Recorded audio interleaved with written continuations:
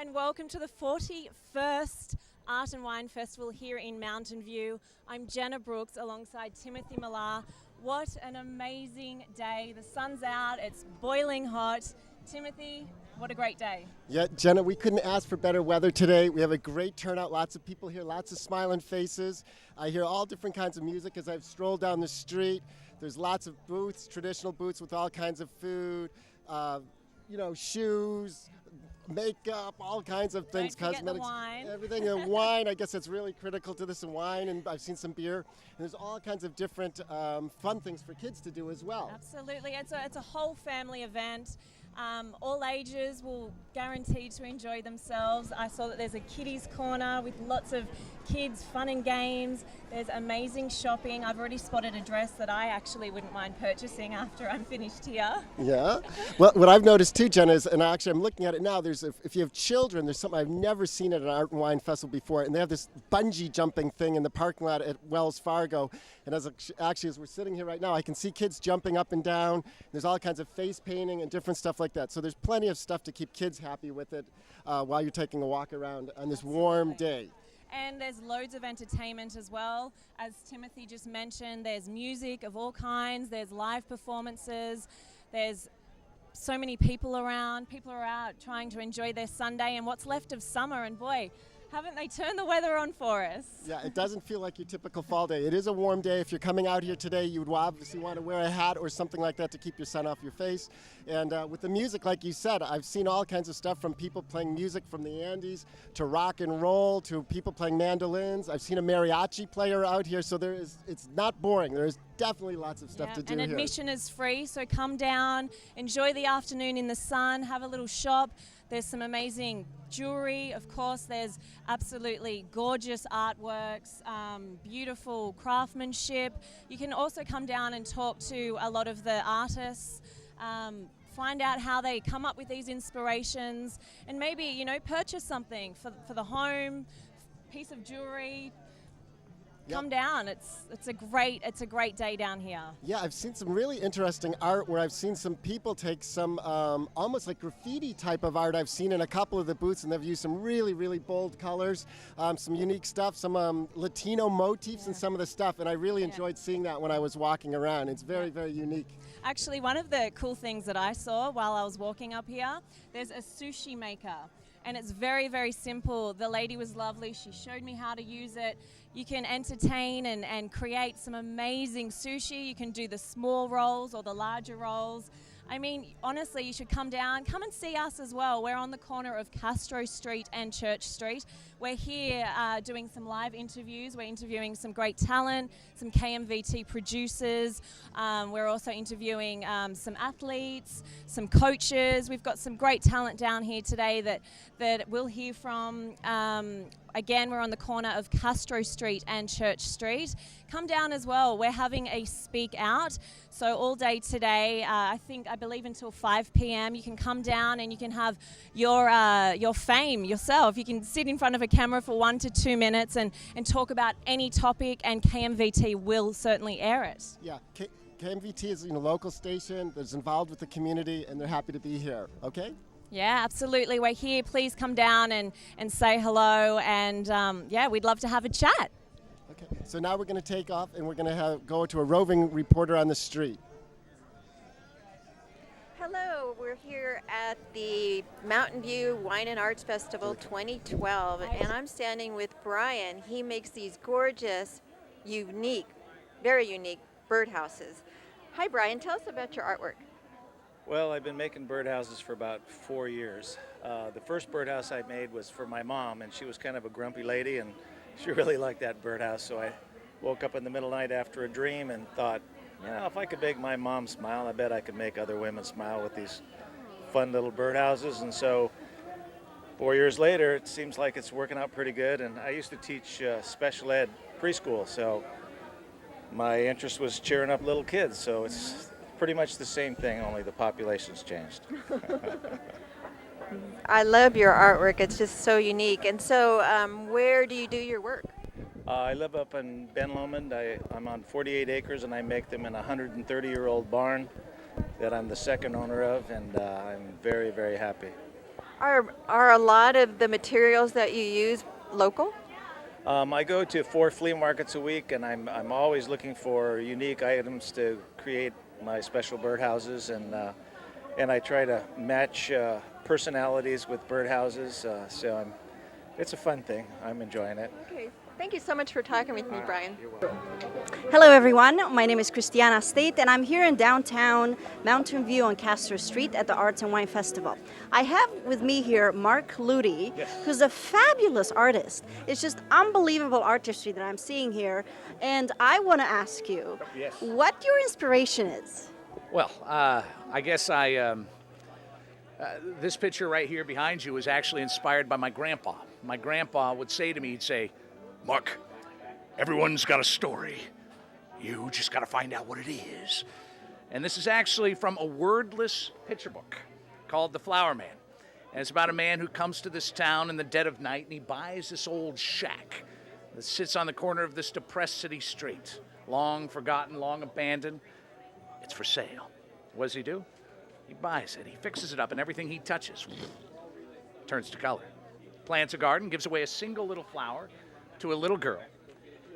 And before you know it, this whole street bursts with color. But the beauty in this is that every single window tells a different story. There's over 60 different stories woven throughout the fabric of this wordless picture book called The Flower Man. And so the art was actually, this was actually created directly on the computer using a pencil mouse. I swore I'd never do it again. It took me eternity, but that's how this was created. So everything here is created in that fashion, or no? Some of my pictures are drawn with this. It's known as a Bic medium round stick pen, tool of choice, and then colored on the computer. So each of my pieces is unique, and each picture has a story behind it. So it's my great love doing it. Yeah. How long have you been doing this? Well, ever since I was a kid, I had what was called a doodling obsession. My homework assignments were works of art. We're not going to talk about the letter grade slapped on it. That's a whole other story. But I always loved to draw. When I was 25, I created my first book, The Farmer. And so that's so since then, I've just continued to create. So you're also a storyteller. Yeah, I write and illustrate children's books and draw and create, and I speak at schools. This is my passion. It's just another tool. You know, it's when I was 18, I realized that I was a communicator, and what all these things, writing, drawing, speaking, they were just tools in the hand of the creator or the communicator. So that was that's really how I've kept on going. Wow, it's a fascinating story. So how are these? So after you do the paintings on the computer, how then you put the color on and put them on canvas? How is that process? Colored on the computer. So these are giclées, and they're printed out with the giclée process, and so it's onto the canvas. And so that's what makes limited editions unique. I'm actually working on some new techniques that I'm going to actually be doing 3D art, and so we're working on some fun things. And so that sounds fantastic. I'm always stretching, how to create and how to do it. So would you put these paintings in only kids' rooms or elsewhere in the house? Well, we sell them more to adults, actually, it seems. But it's good kid art. So it all depends on the piece. A lot of the art's not from the books. They were just fun drawings and creations I did. Like this lady over here, I love people that make me laugh. My wife needed a picture above the couch, and this is the one she had me create for her. So I love it. And so that's, the art is all over the map. So I just have fun doing it. Well, I had fun talking to you today, and I had fun looking at all your artistry. Thank you so much for your time today. Thank you. Well, back to you now. Yeah, Thank really you. A pleasure. Thanks. Hello, everyone. Welcome to Mountain View's 41st Art and Wine Festival. My name's Tim Millar. I'm sitting here in beautiful downtown Castro Street. I'm here with my associate Jenna Brooks and Oscar Garcia, the president of the Mountain View Chamber of Commerce. Thank you for having me here. Yeah. Oscar, it's a pleasure to have you here. Tell us about this. How did this start, the Art and Wine Festival, and how do you guys plan and pull one of these off? Well, we actually started planning the festival in January, and we have a large committee of different city folks, other nonprofits, and just a huge army of volunteers that help us put this together. And the festival this is, like you said, the 41st annual festival. And like many great things, they start in very small, humble beginnings. It was actually, when it first started, 3 blocks at the most on Casper Street. And over the years, it has grown to now 8 blocks, and we have over 150,000 people that come over the weekend to the festival.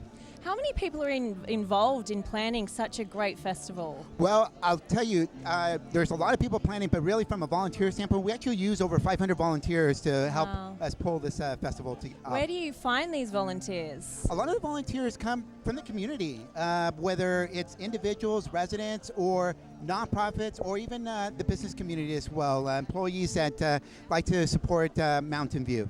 Okay. Yeah. And Oscar, what's the secret to such a successful festival? Well, you know, I think what the secret to the festival, and really the secret to Mountain View's growth, because Mountain View continues to grow, is I really believe that Mountain View has a lot of great people with just an incredible heart. Mountain View is a community where it's small, but there's people that are willing to volunteer and give back to the community. Okay. And Oscar, tell us, how do the other merchants downtown feel about the Art and Wine Festival? Is this something they're happy to have here? What are the thoughts on that, the sentiments about that? Well, you know, so very good question. We actually have some of our food vendors that, even though they have restaurants on Casper Street, they actually also have a food booth as well. One new one in particular is St. Stephen's Screen, very popular bar place and great food, and they have a food booth as well here, because they also want to capture the traffic that's going up and down Castro Street. So it really is a spillover effect that this festival has to a lot of the merchants in downtown and really throughout Mountain View. So everybody's embracing it. And then tell us, what are these glasses doing in your hand? What are these all about? Tell us what that is. These are the empty glasses. I need to go back and refill. Bring us some as well, please. Yes. No, these are our glasses that we have for the festival. And every year we actually put out a contest to different artists, local artists, to come up with the design of the logo. We want to be unique. We don't want to be the same old type of design. And same thing with the colors. So I just thought that I'd bring and show some folks. And we're also actually running out of glasses, particularly the beer glasses that we're running out. So did you hear that? You need to hurry up and get down if you wanted to try some beautiful wine or beer. Now, Oscar, you said earlier that you've been involved with the festival for 4 years. What are some notable changes that you've noticed or you've been involved in? Well, one of them in particular is embracing the technology. As I mentioned before, Mountain View is a hotbed for startups and high tech, but we also have to honor our tradition while we're embracing new technology. Last year, we had a mobile payment application that folks could use to buy tickets ahead of time for the festival and during the festival. This year, we have many of our ticket and glass booth where we're accepting credit cards now, either through the Android tablet or the iPad that we have. And I noticed as well, a lot of the artists are selling their artwork. A lot of the jewelers as well, they're too using MasterCard. They have their own, little square or device. That's right. It's fantastic. That's right. Yeah, we actually embracing a local company, Intuit. They have their own Go payment software that we're using for the credit card transactions. And Oscar, just quickly talk a little bit. I mean, a lot of people don't know, what does the chamber actually do?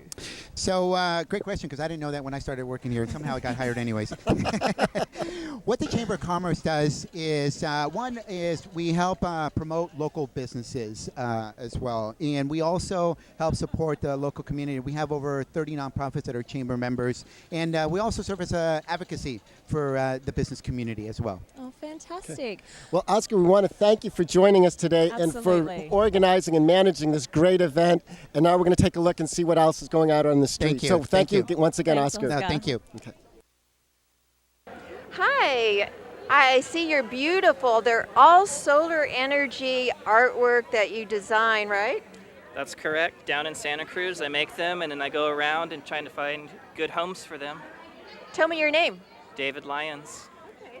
Nice to meet you, David. Tell me about, how do you get these beautiful, little fluttering wings for the hummingbird? Well, the hummingbird is actually 2 motors that are spinning to create the little illusion of it humming or flapping. And it has a solar cell on one side, and it's kind of sending some electricity over to those motors to give away the magic.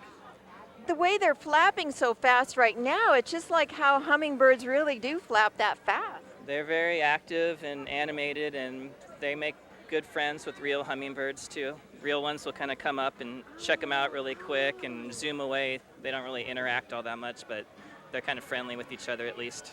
So what are the bodies like of the hummingbirds made out of, or the fish? It's space age technology, polyurethane. It's not my favorite material ecologically, but it's really great for molding, and it's very lightweight, and I can work with it, and it looks nicely. And so do you hand paint them? Like, do you get them already formed and then you hand paint them? Everything is pretty much from scratch. I made the hummingbird original body out of clay and got it to harden and made a mold out of it. And then when I put the chemicals in, they kind of expand into that shape. And then I do hand paint each one individually. So each one's a little bit different, and it has their own personality. I just love the little hummingbirds. That's great. And the fish is the same. The fish is the same material, and it just has its own little personality and unique wiggle. And I like how you set them up on these, so it's kind of like a natural habitat. I'm trying to create like an outdoor space, and I've used real grass before, but this kind of gives a nice little like sanctuary of my solar creations. Oh, thank you so much for talking with me. You're very welcome.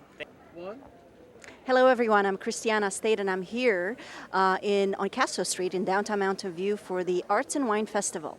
I have the pleasure to talk to RaBo today. He is the artist of some fabulous non-edible sugar sculptures. Hello. Hi, how are you guys doing? Pretty good, how are you? Oh, loving it. It's a great day out here in Mountain View. It's great weather, feels good. So tell us about your inspiration. It's obviously the Day of the Dead, is that? Yeah, what we're doing is we're keeping the tradition true and making real sugar skulls that are represented by Dia de los Muertos, or Day of the Dead. And what we do is this is a large 35-pound sugar skull. It's all airbrushed with food coloring. It's all royal icing. And then we add a 7-layer moisture coat on there. And just keeping the tradition true, because normally you don't see real sugar skulls all out in the open. And just educating people that it's more of a celebration of people passing than such a a negative time in someone's life. And then we also go to schools and teach a little history there, and kids will decorate sugar skulls with that. So we're always just getting out and about and just educating people about the Hispanic history of Dia de los Muertos. So tell us more about the tradition itself. Is the tradition to have the sculptures out of non-edible sugar? Traditionally, you'd make them out of sugar. You celebrate it between November 1st and November 2nd. You're remembering loved ones that have passed on. And you'd either go out to the graveside, or you could make an altar for them. We make a 3-tier altar to where we put a picture of our loved one at the top. And we invite our friends over, so they also do it too. And you serve their favorite food. You put marigolds around it. Marigolds are the strongest scented flower for the soul to find its way home. And then you'd also light a candle for the guiding light for the soul. And then also in the tradition, you would decorate a sugar skull and then place their name on the sugar skull and place it on the altar also. So just going with that, and then remembering people, because this is all generated from my mom passing away over 5 years ago. And you can see from tragedies come great things. And now we're able to get out and educate people and let kids know about it. And it's not a scary situation. It's more of a healing or bereavement type style. So. How long are these supposed to last? Supposedly with the sugar being a preservative and also with a 7-layer moisture coat, you're looking at a bare minimum of 200 years. 200 years? Yeah. But you have to keep them enclosed, right? Yeah, well, it makes them easier to dust. Okay, wow. And you make different sizes, obviously.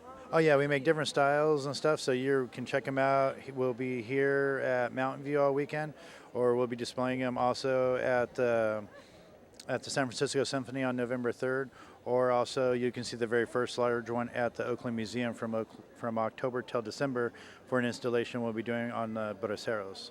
Great. Well, thank you so much. So please come down and see RaBo and hear more about the history of his artistry. Thank you. Back to you. Thanks for your company. Welcome back. We now have Mountain View's Vice Mayor, John Inks. John, thank you so much for your time. Welcome. It's such a beautiful day. Now, I believe this is not your first festival. No, it is not my first festival, Jenna. Today I'm celebrating the 37th anniversary of my first festival, which was here in 1975. Wow. And that was called the Fiesta de la Sierra Vista. And I'm going to hold this class very, very carefully in the bubble wrap there. Wow. This is a class from the class from the Art and Wine Festival in 1975, Fiesta de la Vista, and the Castro Street was a much different street in those days. Talk a little bit how it's changed. Well, in 1975, the street was lined with a lot of poker bars and cheaper restaurants. It was before the revitalization that brought the more vibrant economy and upscale retail that we have here now. So it's been a big change since 1975, but I remember moving here in August and then going to my first festival the next month. Oh, wow. And so, John, as you saw that, if you see the old Mountain View compared to the new Mountain View, and also your role in the city government, because you've been in office for what, going on 4 years now? That's correct? 4 years, that's And you're right. seeking a re-election. Yes. So tell us why you want to be re-elected and why people should vote for you. Why would that be a good idea? Yes. Well, I think that I'm a voice for fiscal responsibility, and so taking care of the budget is first and foremost. But Mountain View is a small city. It's about 12 square miles, and there continue to be all kinds of needs for housing, for office, for open space, for all manner of services, animal care, daycare, elder care. And to accommodate all those needs under the new general plan that we just passed, I want to be on council to look at zoning in a way that supports the wide variety of needs that we have in this community so that the zoning works for the people. Okay, so as Timothy just said, you've already been vice mayor for almost a year. What are some of the highlights so far?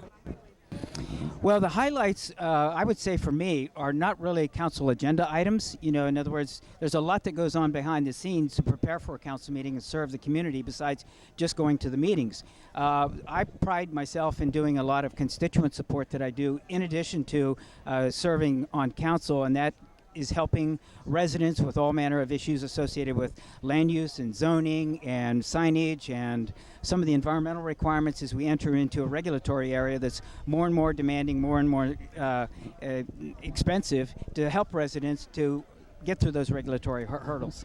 Tell us about some of the things that you've been involved with that have helped the economy, the local economy here in downtown Mountain View, as far as shop owners, restaurant owners, the different small businesses. Can you share any of your experiences, how you've helped them? Well, I would say it's probably on some things I've touched on the regulatory side, in other words, and also on in terms of fees and costs to small businesses, because I'm concerned that, we enter into an area where city financings are based on fees and cost recovery, which is basically billable hours to the city. That can have a big impact to small property owners and to small businesses. The larger entities like Google and Merlone Geyer that's doing San Antonio, they can afford that, but we need to be mindful of the impacts that we impose on small businesses, small property owners. Mm-hmm. So tell us, have you had a chance to walk around today? And if you so, what's been something that's really sparked your interest here as you've walked down Castro Street today at your, whatever, this is like your 38th Art and Wine Festival or whatever. It's been a long time. Tell us something that has really grabbed your attention today. Well, actually, I just came here today, and I'll be walking around later on. But yesterday, we had two other ladies were with me wearing this Re-elect Inc. T-shirt, and we managed. You really stand out, and so you run into a lot of. One friend ran into a former school. She's a retired school teacher. She ran into a former gym student. I ran into a supporter that I met in 2008, and so just meeting people on the street and talking with some of the other candidates and just enjoying the atmosphere of the festival is what I was doing. Yes. Well, John, thank you so much for your time. It's been fantastic. Both Timothy and I, on behalf of KMVT, we wish you the best of luck to be re-elected. Let's go back out and see what else is out in that wonderful festival. Hello, and we're in downtown Mountain View on Castro Street for the Arts and Wine Festival. I am Christiana State, and I am pleased to talk here with Jenny Carrington. Hello. Hello. So Jenny is an artist, and she has created turflings. Tell us what they are. Turflings are these little guys made of nylon pantyhose stuffed with sawdust growing medium and then grass seeds on the top. All you do is soak them in water, and they start to grow in a few days. Well, show us one of those. Show us how you make them. This is one of the dog turflings, and they all come with different ears. You can get fluffy ears or leather ears. They're quite cute. Yeah, and then I also have. Can I walk around and show you the little faces? Because these, I think, are the funny ones. So there's also these little faces that you can shape. You can make them chubby and short, or you can make them tall and skinny. You can change their noses. You can sit around and make them look like all your relatives. That is so funny. Yeah, they do. They make people laugh. It's laugh therapy, basically. And so you can place them anywhere in your yard or by the front door? These should be grown in the house, away from direct sunlight. They kind of get a little droopy. The hair gets droopy in the sunshine. So grow them indoors and just water them maybe every 5 days, once a week, just like a house plant. And that's it. It's so simple. Wow. Okay. So you don't have to do. Are they evergreen? They're always green, yeah. Unless you forget to water them, and then they have a very bad hair day. Oh, I'm sure. How often do you need to water them? Usually about every 5 days to once a week. Yeah. How did you get this idea? Well, I was, many years ago actually, I was putting a lawn in at my house and getting quite neurotic about trying to get the grass to grow. The kids were playing on it, the birds were eating the seeds, the dog was digging. For Halloween, as a joke on my family, I made myself a grass suit, which was total failure. But this came out of it, and which has been a great success over the years, actually. Well, it looks really pretty and really fun. So thank you so much, and I hope that folks would find this very interesting for their indoor space. Thank you. Thank you. And back to you. Welcome to the Arts and Wines Festival here in Mountain View. We're here with Morgan, and my name is Soma. She's going to tell us a little bit about her jewelry. Hi, this is all my jewelry that I make. It's called Lost Wax Casting, where I carve the designs in wax and then I cast it in the metal, mostly in silver, but I also have 14 karat gold. And I specialize in, I would say, animal designs. I have dog and cat, rabbit, horse jewelry. I also have the Wizard of Oz and other articulated figures. Okay, and how many times have you been participating in this festival here in Mountain View? I would say I've done this festival for about 25 years. I've been making jewelry and selling it since 1975, so that's a lot of years. And this is probably one of my favorite festivals to do. Why is that? It's a very nice crowd of people here. It's lively. There's just everything you want in a festival. Families, and I think you'll find what you're looking for. Yes, everything looks really nice. And on this area, I see you're ready for Halloween, and you have. Yeah. You think it's too early? No, it's perfect. And I like those earrings. What are they made of? Well, they're sterling silver. I do have some glass ones, but for the most part, they're sterling silver. And usually, when you're looking for something for Halloween, it's bright orange or ceramic. Not that there's anything wrong with ceramic, but I wanted to do fine jewelry for Halloween, something you could wear every year. I know a lot of teachers like to wear Halloween jewelry, or, well, like myself, Halloween's my favorite holiday, and so that's why I have a lot of Halloween jewelry. You're correct, because sometimes you look at the jewelry and you only use it once. And Yeah. But this you can actually This keep. you can, year after year, you can take it out. And actually, somebody this morning told me she starts wearing it at the beginning of October and wears it all month. So that's nice. Okay, well, thank you so much for doing this interview with us. Well, thank you for taking the time to talk to me. You're welcome.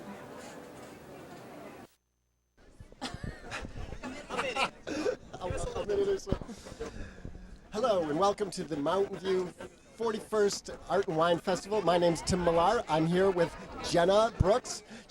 This is your first Art and Wine Festival in Mountain View. She comes from down under, and she's here enjoying her first Art and Wine Festival. Tell us what you've seen today and what's drawn your attention. Look, it's fantastic. I didn't really know what to expect. I have read a lot of different things about this. I know it's one of America's top festivals. I tell you what, though, I wasn't expecting such a fantastic day.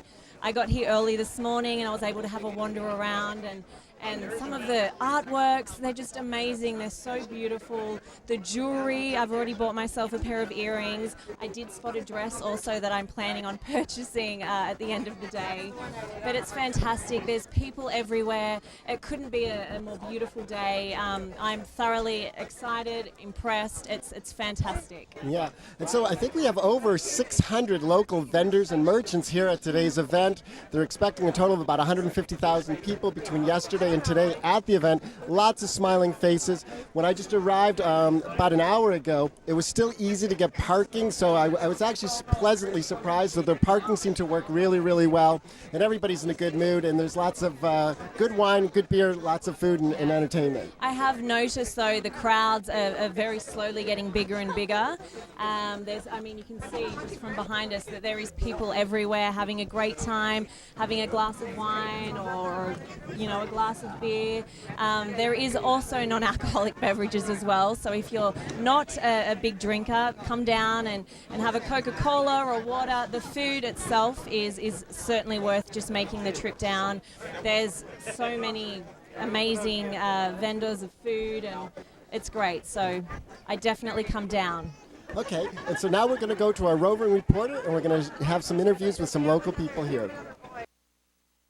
Hi, I'm talking with Alex. We're at her beautiful artwork booth that she creates, and I want you to tell us about the process of how you create these. This art is created with digital media tools. It's created with photography, a digital SLR, and then it's manipulated with graphic artist tools where I paint and I draw and I sketch and I change the color of my photographs using software like Adobe Photoshop or Corel Painter to alter the images and create new surrealistic visions of my art. Does that make sense? Kind of, but I'm sure it takes hours to create one of these. It takes hours and hours to create stuff, not counting the photography where I've hiked and hiked up a trail to get the right photo, or gone on a boat to get the photo of a cave, or some other place. Okay, so like for instance, the waterfall. Where is that? That waterfall is actually in Oregon in the Columbia River Gorge. It's called Fairy Falls. Even though it actually looks like it's a waterfall in Costa Rica with all the toucans and the parrots, it was actually the original photograph in the northwest part of our country. I've been to the Columbian Gorge and it's gorgeous. I love it there. So many waterfalls. So many waterfalls. It's the best bang for your buck for waterfall tours. It's such an easy hike. Okay, so let's talk about another scene like this beautiful forest right here. Well, the photograph was taken up by Big Basin State Park in Santa Cruz County, and that particular picture symbolizes the light still shines even on the darkest day, and basically in the redwoods sometimes the sun doesn't shine 3 months out of the year it doesn't shine, so it's kind of a reminder hope is still there if you're not seeing the sunshine. Definitely, very beautiful. I love this one right here with the purple light coming through. And the tigers, that's just so sweet how the tigers are just those tigers were actually kissing when I took that photograph. Those are the tigers from the San Francisco Zoo. It was actually Tatiana and Tony who were kissing and very in love with their background of Semperviron Falls, which is up in Big Basin State Park. Okay. And so it was a loving tiger. There was a lot of news about that tiger at one point. Very sweet. Thank you so much, Alex. You're welcome. Hi, I'm Christiana State, and I'm back on Casper Street at the Arts and Wine Festival. It's the afternoon, and I have a huge sweet tooth. So I saw this gluten-free bakery here, and I had to stop. So I'm here with Monica Espinoza. Hello. Hello, how are you? Good. How are you? Great. So your business is called Cake Therapy, right? And it's gluten-free mostly? Yes, my specialty is gluten-free, and I also do specialty orders on sugar-free and dairy-free for people. Yes. Wow. Yes. Sugar-free, dairy-free, gluten-free. So what's the fun in that? There's still sugar in the non-sugar-free, and it tastes delicious. Everyone that tries it says that they actually can't tell the difference, or they're even moister and better than the regular cupcakes. So do you make cookies and cupcakes and what else? Cookies, cupcakes, and brownies are my specialties, and I do specialty cakes, so for weddings, catering events, whatever you need, I can take care of. And you're local here? I'm from San Jose. Okay. Well, that's local. Yeah. And so how do you do different flavors of the cupcakes? Sure. So for example, the coconut has coconut milk and coconut oil, so it's all natural coconut. It's not like imitation or anything like that. Banana also has the natural banana in it, so I use as much natural ingredients as I can. And what do you do for the gluten-free? What do you use as a flour? So I have a flour mix that I use. It's based on rice flours and also tapioca starch. So it's a mix of all blended together. It tastes really good. Oh, I bet. I bet. I can't wait to taste some of these. So are you going to be here tomorrow as well? I will be here all day tomorrow as well. Okay, well, so Saturday and Sunday you're going to be here for the entire festival. Yes, come on by and try some gluten-free cupcakes. Come on by and try some gluten-free cupcakes. They look delicious. So thank you so much for your time. Thank you.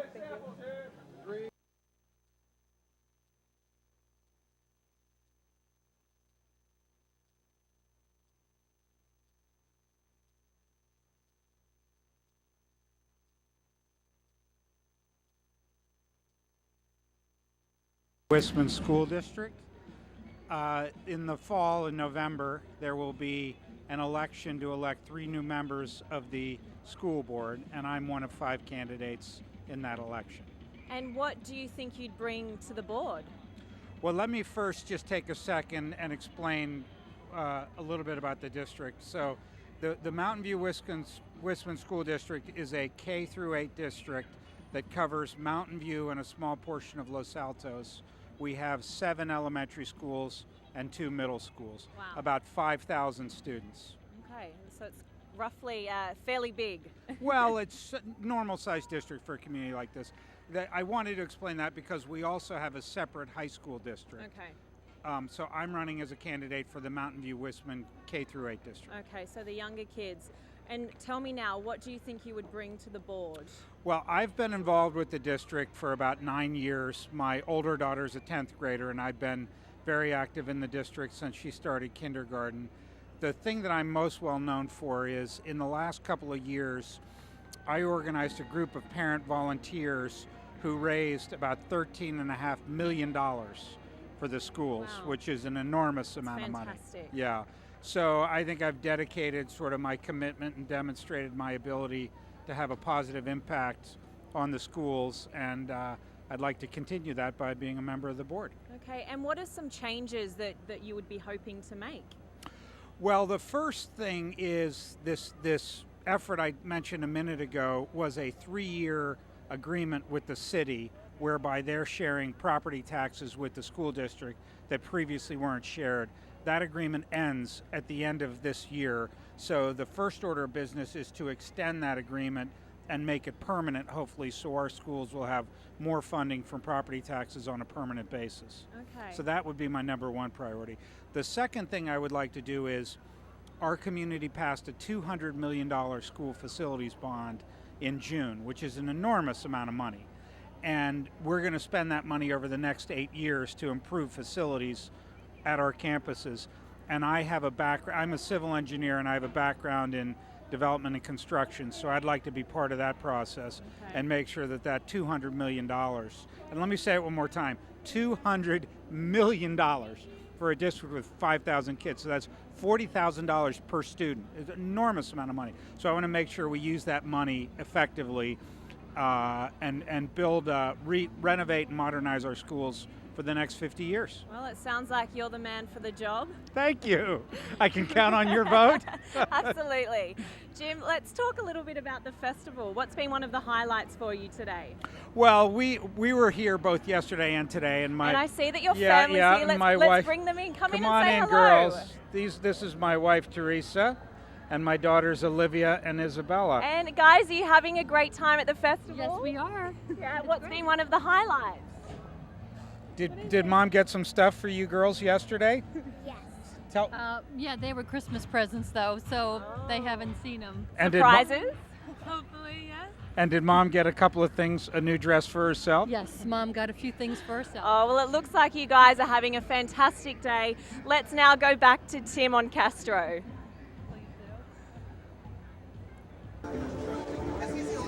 Good for you. Guys, that was fantastic. Thank you.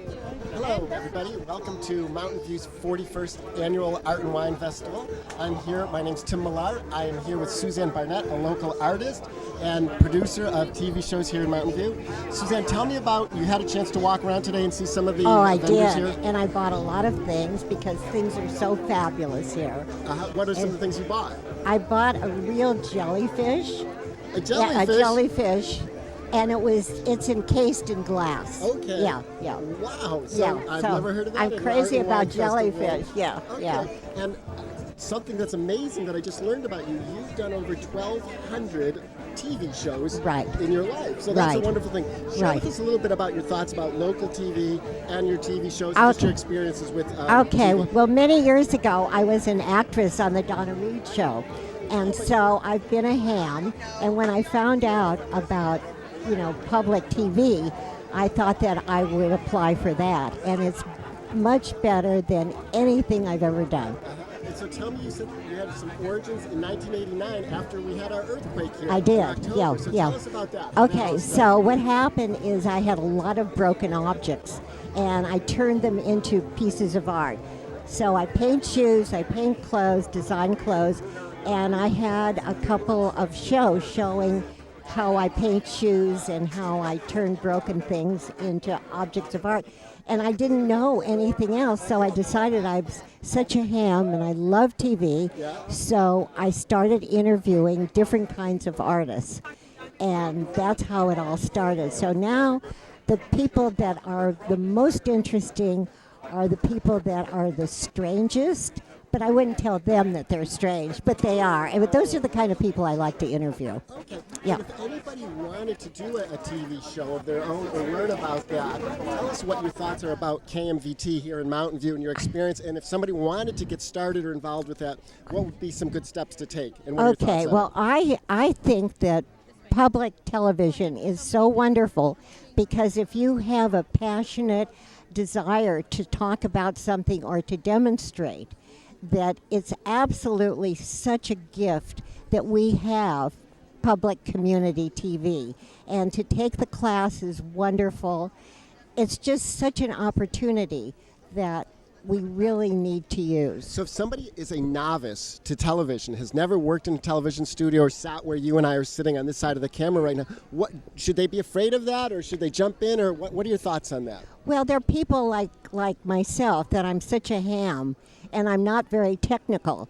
So if you're a ham, that's perfect. But if you're technical, then you can learn the ins and outs of TV, and it's such an opportunity. Right. Yeah. So have you taken some of the classes? I had to take a class, but that's just not my thing, and nobody ever asked me to crew. Okay. Because I'm not very good at that. They want your smiling face over Well, here. I don't know about that. Okay, well, what I want to do is thank you so much for your time with us here today. I really enjoyed it. I've learned some fun things about you I didn't know about. And so now we're going to go out back on the street and see what's happening here at the Art and Wine Festival. Well, thank you, Tim. It's been You're my a pleasure. great interviewer. Well, I really enjoyed meeting you, and you have a great smile, and thank you for your time. Thank you. Thank you.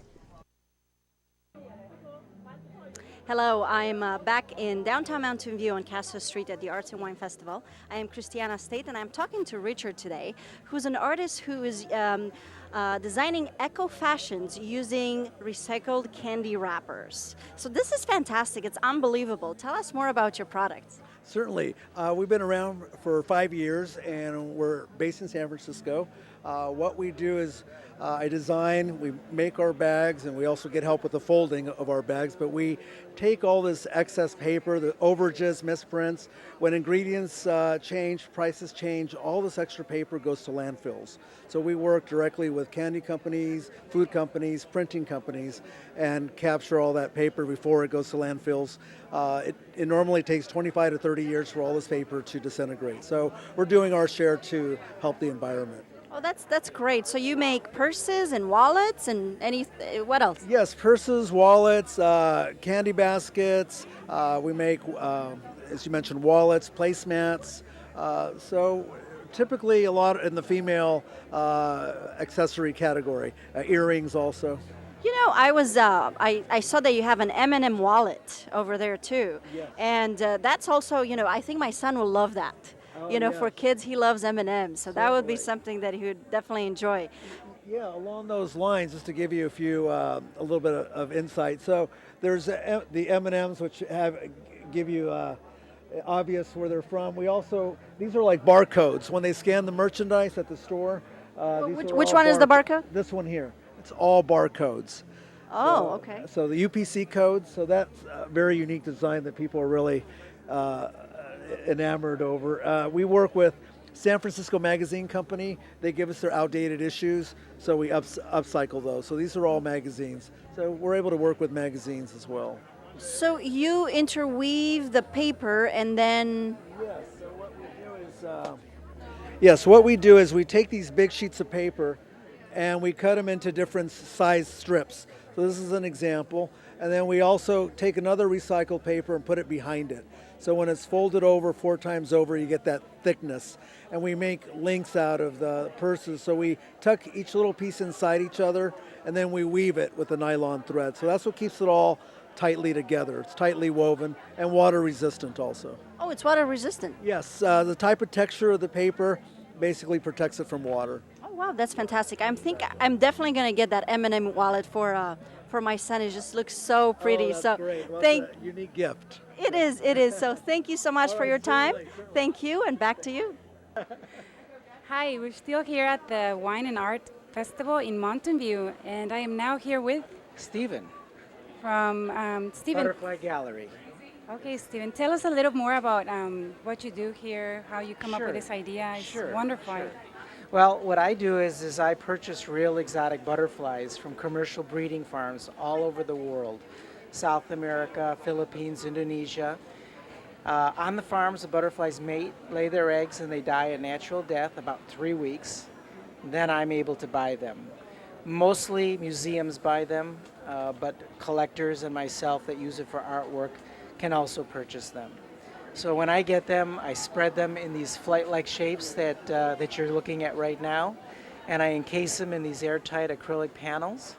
And then people come and hopefully they buy it and take it home and put it on their home, and it's a little bit of Mother Nature in their house. They're absolutely breathtaking. It is. And how long does it take for you to do one of them? Well, from start to finish, the small ones can take about 2 weeks because when I get the butterflies, they're closed. So I have to actually relax them as if they had just died, and then I can open them up and I pin them on pinning boards.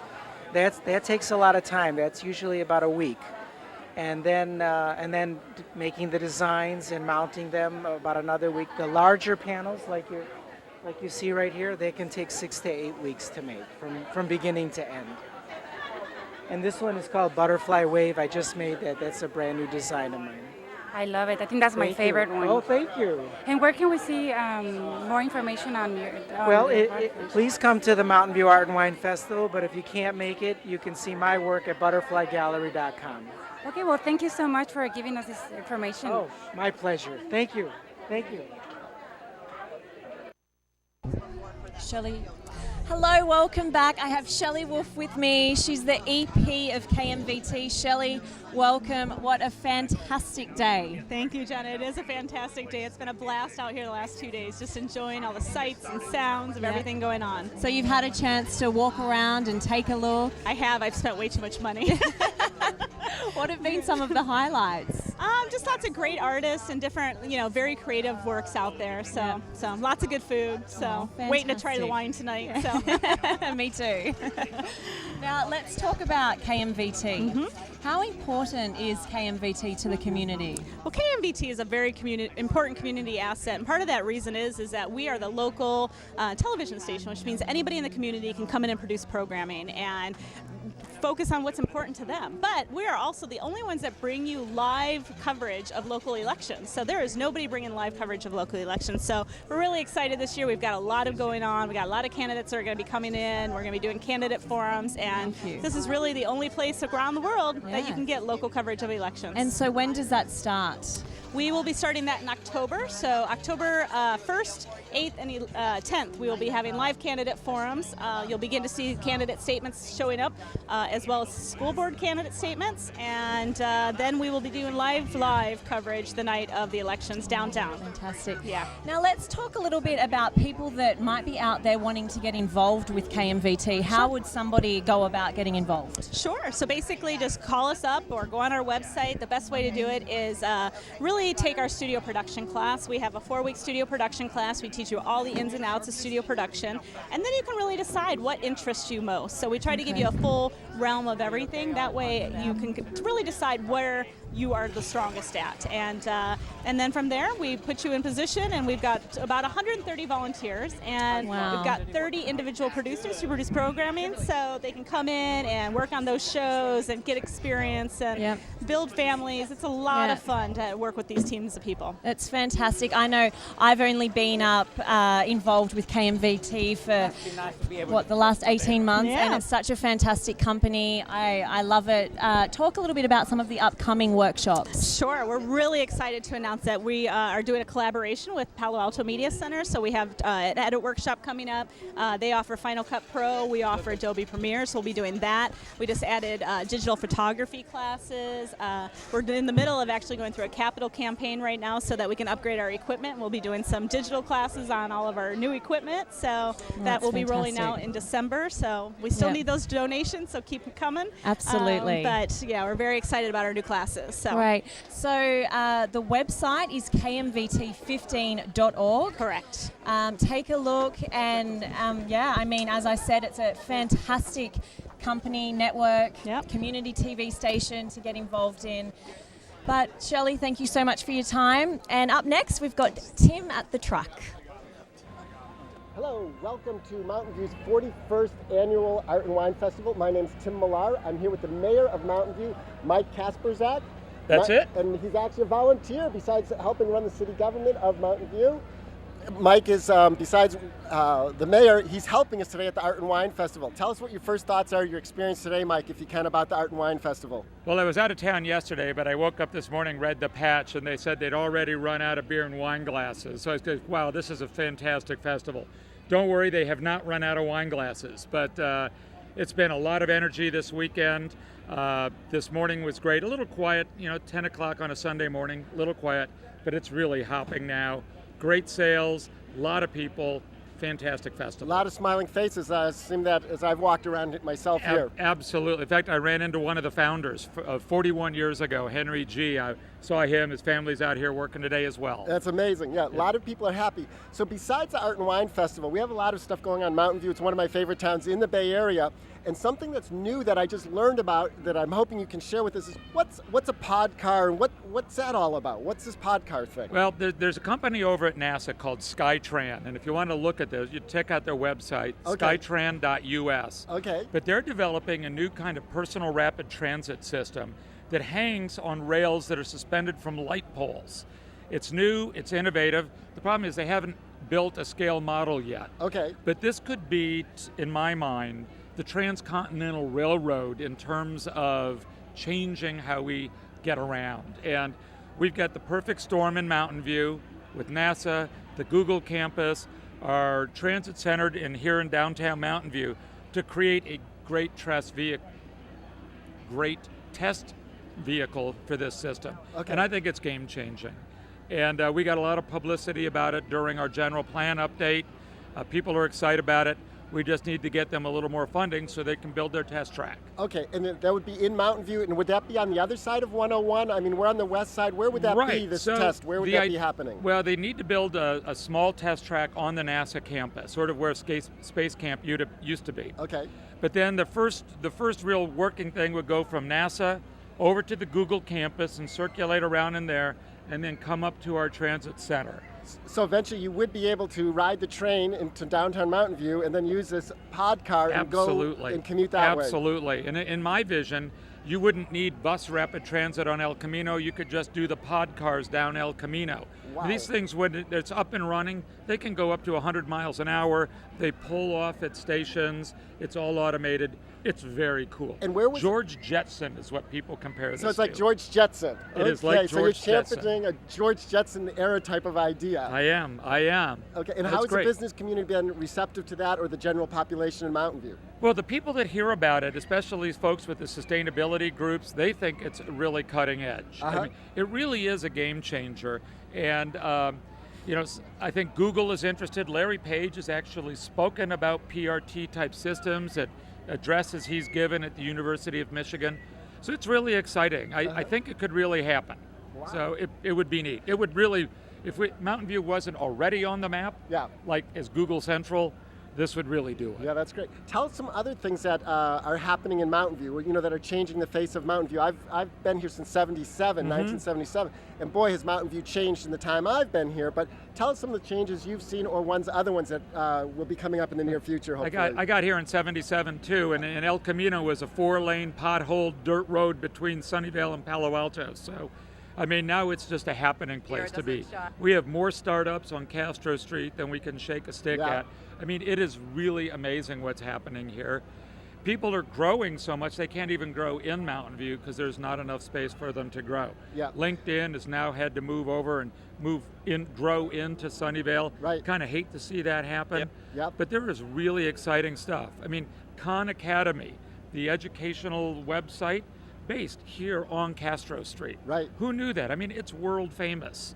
And it's fantastic. So a lot of energy, a lot of excitement, and economically, Mountain View kind of is in a bubble compared to still what's happening in the rest of the country. Sure. Okay, well, thank you so much for your time on that. Tell us, what are you going to do this afternoon? You're going to walk around a little bit more here at the Well, I got to do a festival? little more walking around, but then I have another shift at 3. So, Okay. I mean, I'm one of the council members, one of the candidates actually working the festival, working on economic development in Mountain View. Okay. I'll take heck for that one. Okay, well, we're going to let Mike get back to work.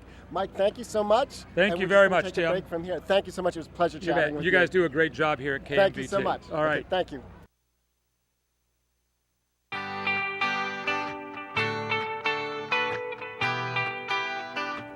KMVT 15 has been serving the community since the late 70s and became a nonprofit community media center in the early 80s, bringing you local television programming from local volunteers. KMVT Community Media is located right here in the heart of Silicon Valley. We provide hands-on training, equipment, and airtime to our users to build community and empowerment through the expression of media. Our youth camps support hundreds of students yearly and allow their voices to be heard. KMVT has well over 100 volunteers of all ages who come into our studio each and every month to produce local programming. Programming ranges from talk shows on community issues, cooking shows, local artists, magazine news programming, and live entertainment, and much, much more. We cover over 100 sporting events, including football, softball, baseball, volleyball, and basketball. We also cover local events like the Art and Wine Festival, Veterans Memorial Day, and the Spring Parade. KMVT provides coverage of local elections, debates, and candidate statements. We offer something for everyone, whether you're a youth, adult, senior, a nonprofit business, or even a for-profit business. So why is KMVT important? Because it's programming like this that brings a community together.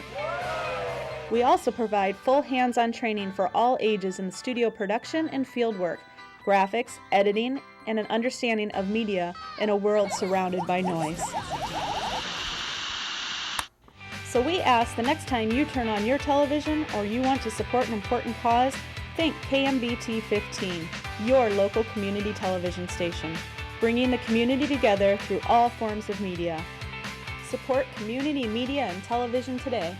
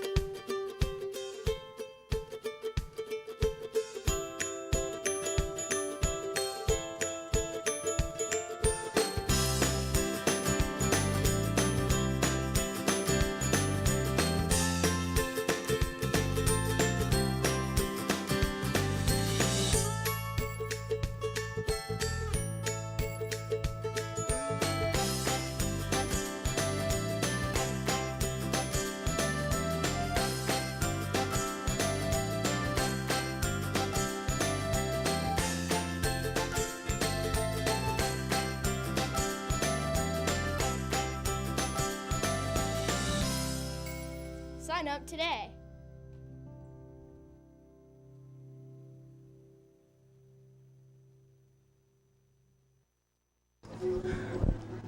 Hello and welcome back.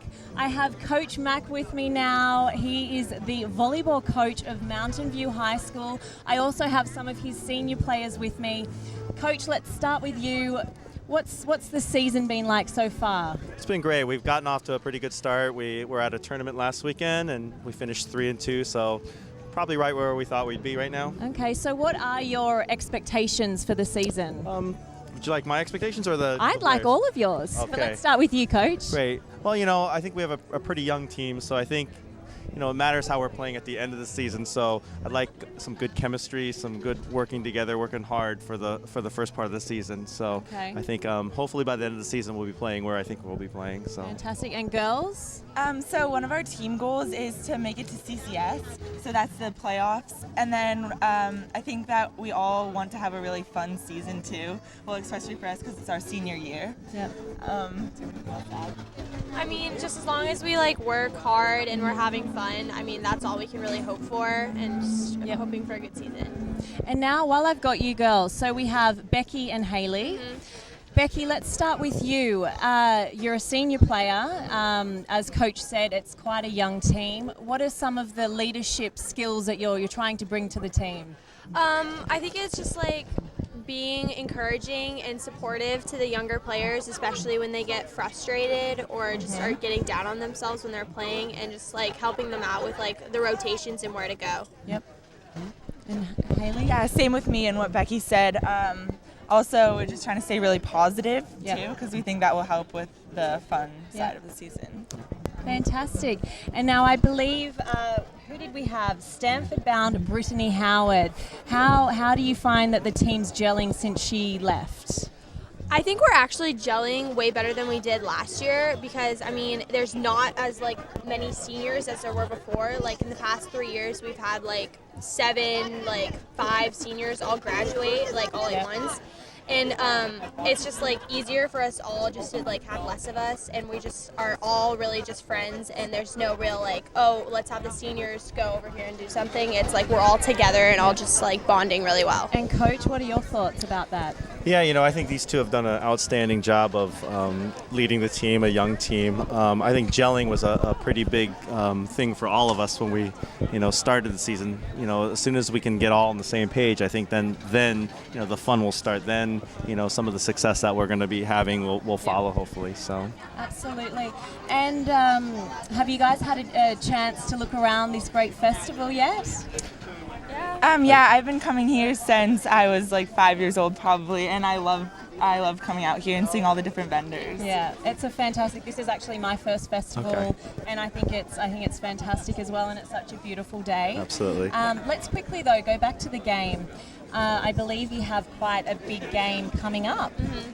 Yeah, we're playing Presentation High School on Wednesday at 6:45. Okay, so you heard that. You need to get down there and support the girls of Mountain View High School.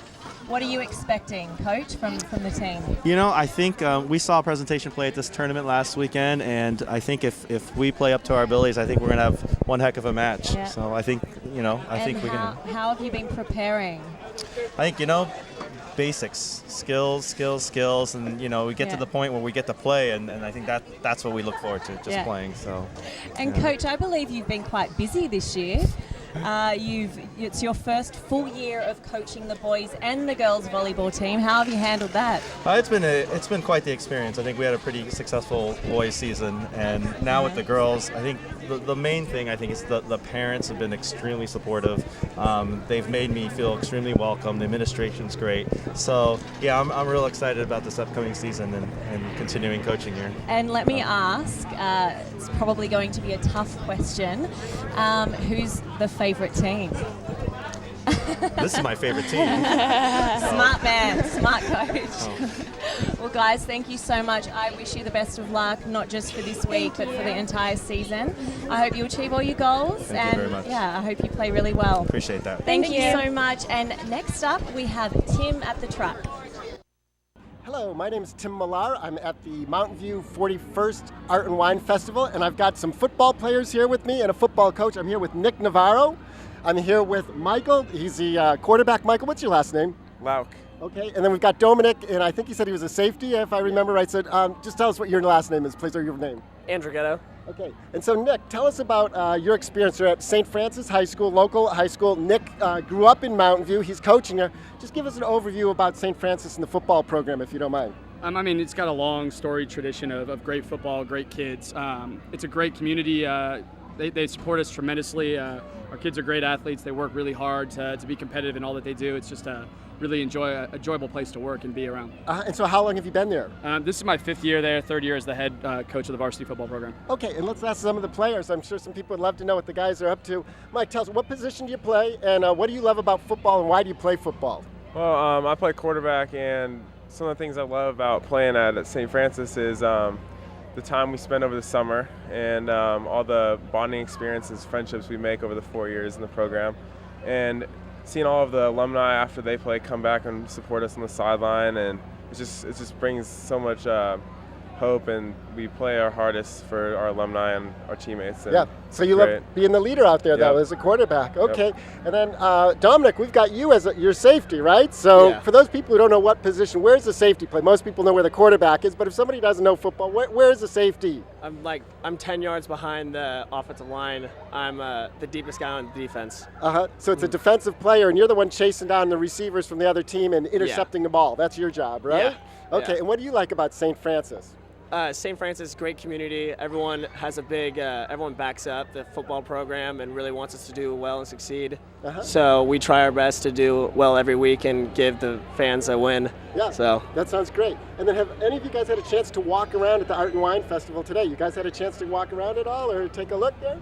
We actually just came down here just for this. We were actually at the office working, preparing for our next football game, and I brought these guys down just real quick, took a break, so we could come, share our experience from St. Francis with the community. Yeah. And when's your next game, and who are you playing? We play next Friday. We play the Willow Glen Rams at Willow Glen, 7:30 p.m. there. And you guys are fired up for that game? We're looking forward to it. And what are some of the things you guys do as students to balance, your schoolwork, but also because playing football, I'm sure there's a lot of, you guys have a ton more prep time off before the game than you do playing the game, right? So how do you guys balance, your school life and your football life? Well, we get probably about 45 minutes after school before practice to get some of our schoolwork done, and we try and get most of the players into study hall classes during school so we can get our studies and work done, so when it comes time for practice we could prepare ourselves to the fullest and try and compete for the next week's team. Yeah, and what about you, Dominic? Same thing? Is that what you're doing? Or? Yeah, we do study hall after school, and we have to get our studies done before practice. Yeah, and you got to have some minimum grade levels too, right? So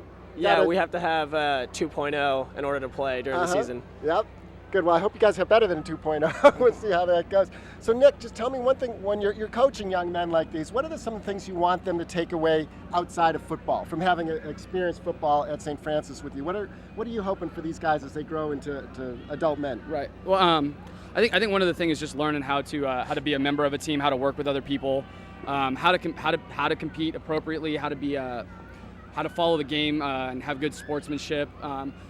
I think a lot of things that we try and teach them effort-wise and execution-wise in our systems is just going to carry over to what they do in the real world when they have a job and when they have a family and kids and a wife and all that good stuff. So we're just trying to give them life lessons that hopefully that make them successful in football and also carry on to other aspects of their life down the road. Okay.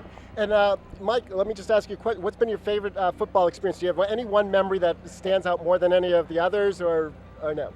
Probably, I didn't play much last year, but the Valley Christian game. At Valley Christian, we won by a field goal at the end of the game, so it was a good experience to get the win and compete till the very end. So okay. That was my what about you, memory. Dominic? What was your favorite experience with football so far at St. Francis? I would say the Valley Christian game too. We really played together as a whole in that game and played our best game of the season, and to come out with the win was really big. So it was a great one for the whole school and for all of you guys to do. Well, I want to thank all of you guys for joining us today. It was great having you here. Wish you all the best, for the remainder of the season, and you guys as your football careers go on after high school. But once again, thank you so much, and thanks for having us. Best of you. Okay, and now we're going to go back to one of our roving reporters, and we'll pick up some other action on the street. So I'm talking with Jose. He plays the beautiful flutes that he makes himself. Tell me about this, Jose. Yes, this is my own flutes I make with my hands. This is the whole flutes that you see here. As I made, that's a handmade flutes. I'm doing this for many years. My father taught me how I make it. Also, I'm recording my CDs. This is my own music also. So my father again, then he taught me. I grew up with music. So since I was very young, so I'm happy to do my music and my flutes. Yes, I see that you enjoy playing so much. And then I see you have shakers. You make those as well? Yes, that is a nature. This is a gourd. So, growing in the trees, you just get it and then just put some designs. It's kind of easy to, yeah. Oh, but the hand painting on those look beautiful. Oh, yeah, has different designs. They have a bird, they have dolphins, so some leaves and trees. Yeah, it's different. So then I see like you have flutes made out of bamboo over here, and then these are all different kinds of wood right here, right? Yeah, you're right, because some people they don't have that much money to afford these flutes, and so I decided to make my bamboo flutes, so that's a little bit cheaper, so people can buy it, and sounds nice, sounds okay, you know what I mean? It's natural bamboo, it's kind of cheaper. I don't have to make around, I don't have to drill because it's a lot of work. So that's what's kind of expensive. This one is, So bamboo is much easier to get it. Just trying to tune it. Take me time to tune, but it's still nice, and people can afford that. So that's why. This one sounded so beautiful when you're playing. And what kind of wood is this? This is called Makassar ebony. It's ebony wood. So yeah, it sounds very deep because it's a very long. It's kind of big size. That means the big size is deep sound. The short one is the higher. So that's why you can hear like a nice and full sounds. It's kind of nice, yeah. People love this type of flutes. This and especially this size, people like a lot. But one thing is, beginners they can't play very well this one because it's long and the hole is big, so they can cover very well. Yeah, it's kind of hard, a little bit hard. Okay, thank you so much for talking with us, Jose. Nice to meet you. Hello and welcome back to the Mountain View Art and Wine Festival 2012 edition. My name is Josh and I am here with Richard Ruvalcaba. And Richard, what do you do? Yes, I am the owner of Eco Fashions. We make handbags made out of eco-friendly paper. So the paper is all excess paper. When companies print items and their prices change, ingredients change, all this paper goes to landfills. And so that's the paper we use. So you use paper that has never been used before? Yes, in that sense, yes. And it's all, again, getting thrown out. Yeah, and you're keeping it out of the landfills, right? That's correct. That's amazing. Yeah, it takes normally 25 to 30 years for paper to disintegrate. So we're doing our share. And you're reusing.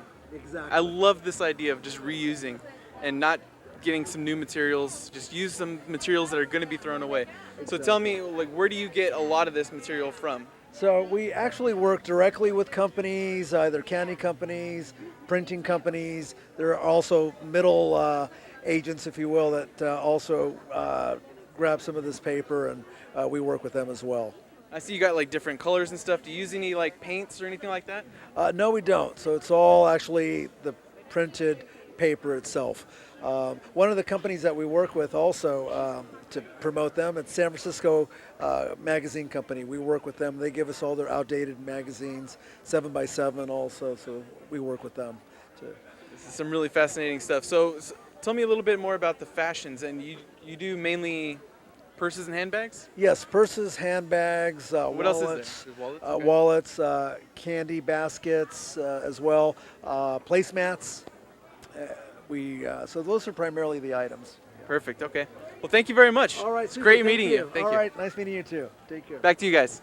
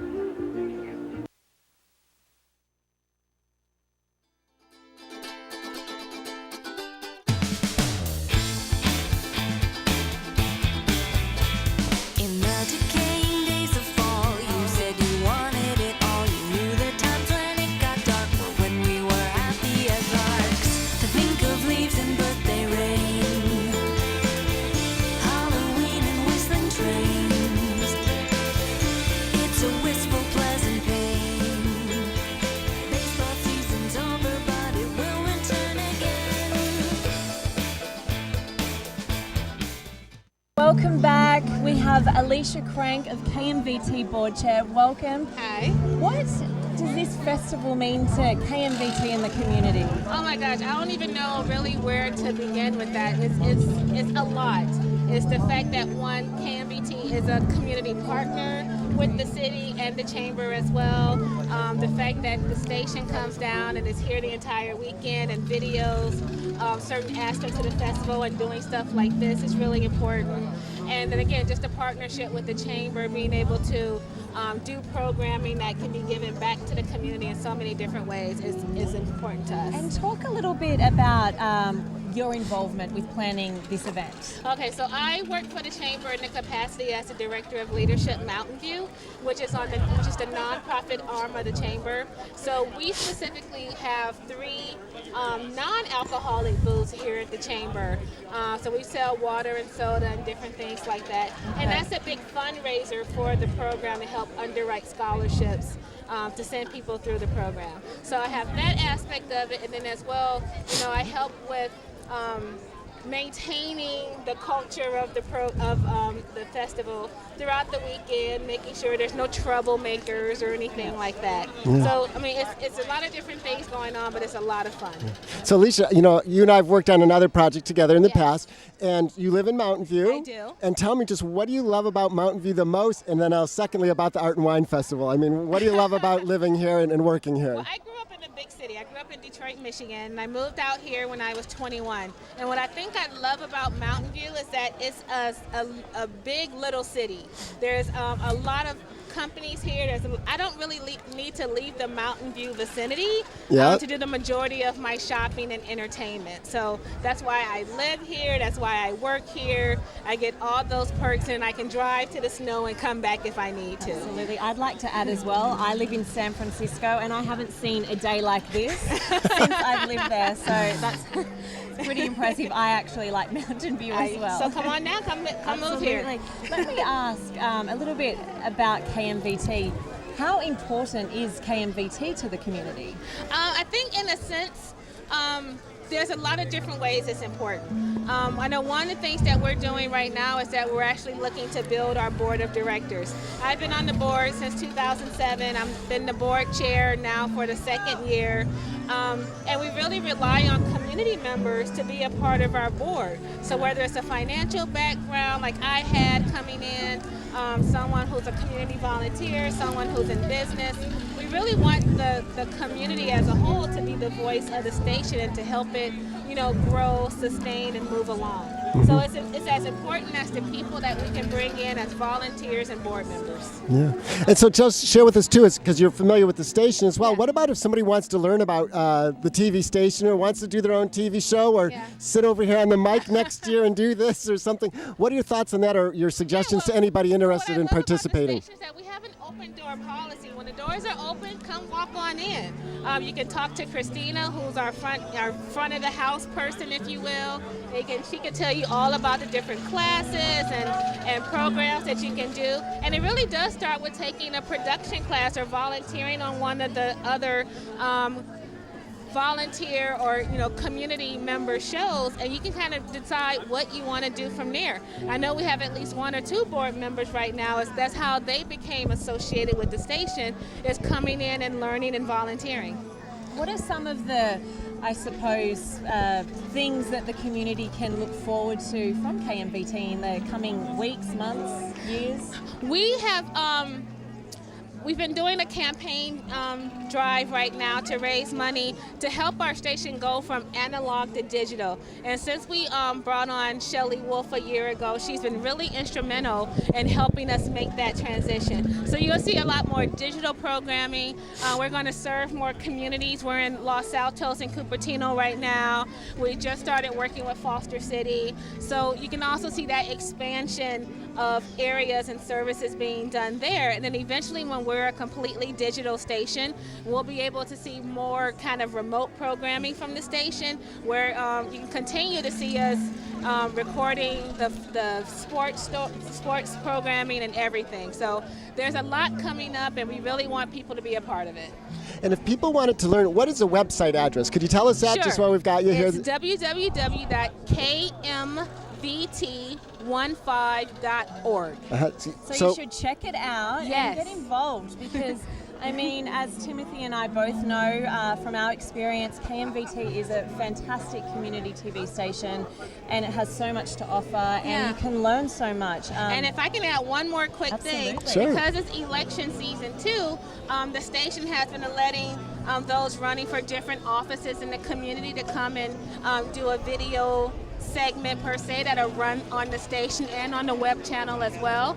And then we'll also be doing a candidate forum at some point. So KMVT is there in that capacity as well. So once again, they could check it out at KMVT15.org, and that's in Mountain View. That's fantastic. Let's go back out to the streets and hear what our roving reporters have to say now. Hello, this is Jim too, and I'm here at the Mountain View Art and Wine Festival on Castro Street near the intersection of El Camino, and I am here with Nancy over at Sushi Soap. So Nancy, tell us about what you're doing here over at the Art and Wine Festival. I'm making soap to look like sushi, so it's visual alliteration, and I love making sushi, and it's such beautiful, beautiful, gorgeous food that I couldn't resist making it in soap. And it just sounds cool. People just like to hear those words together. How long have you been doing this? I've been making sushi soap for about 5 years, and then added tacos and tamales, and make other sculptural soap that tends to be Asian themes or natural themes. And so how did you get involved? How did you decide to make soap and sushi out of soap?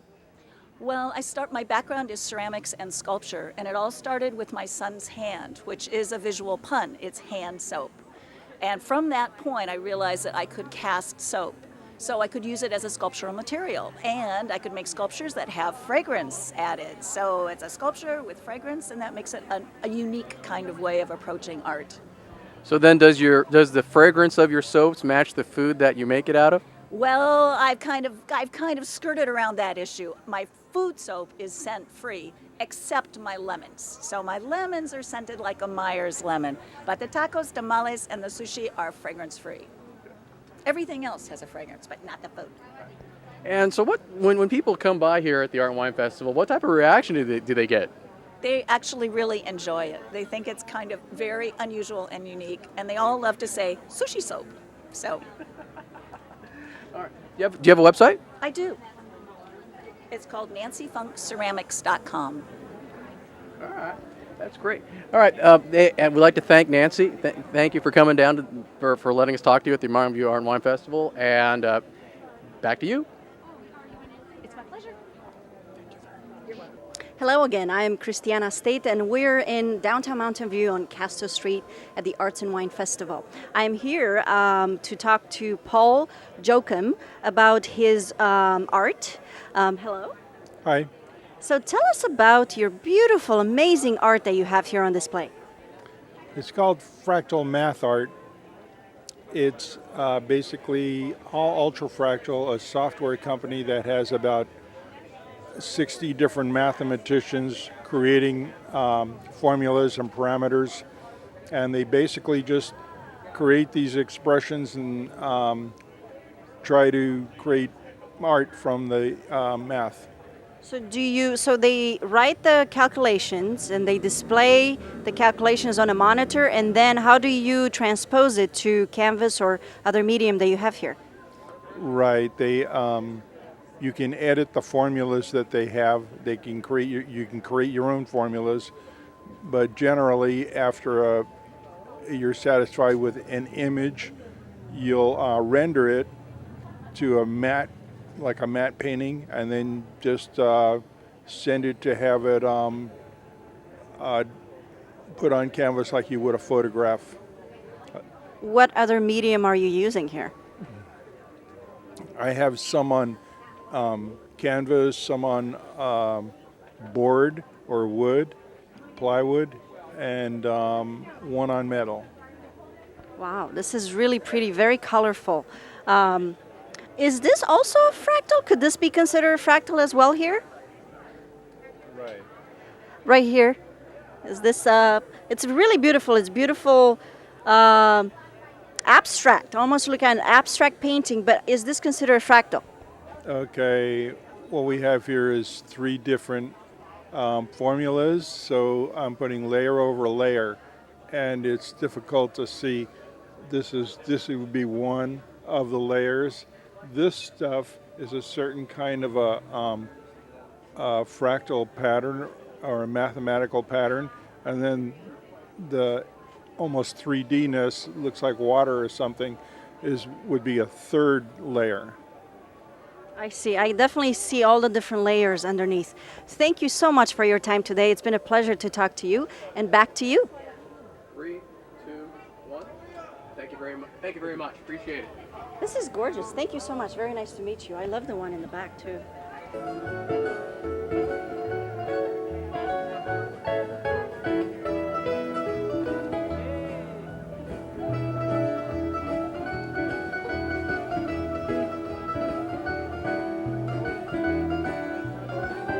I don't know. I just figured just let him do a couple songs.